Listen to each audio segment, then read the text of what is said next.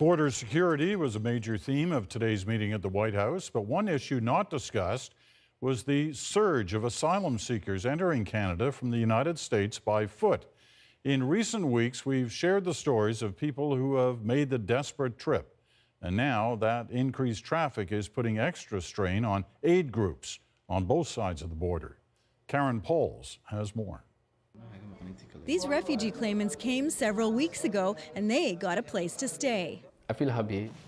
Like many others, they walked over the border. They were intercepted by the RCMP, interviewed and cleared by the Canadian Border Services Agency, then handed over to local aid agencies. But those groups say with dozens coming over almost every weekend, they're tapped out. We need your help. They're scouring the city for apartments, asking law students to help fill out refugee applications, and trying to raise $1 million. Right now, our immediate need is financial. Many of these asylum seekers come from the Minneapolis area, or at least they're using it as a transit hub.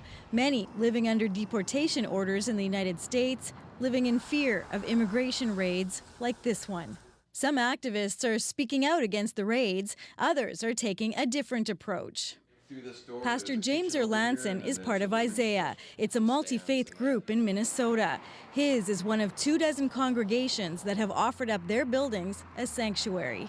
Maybe put some kind of a privacy curtain or something. This choir storage room could become temporary housing for people afraid of immigration raids and for those thinking about crossing the international border on foot. Why should they make that journey and lose fingers and toes in the cold? Let's keep them safe and warm here.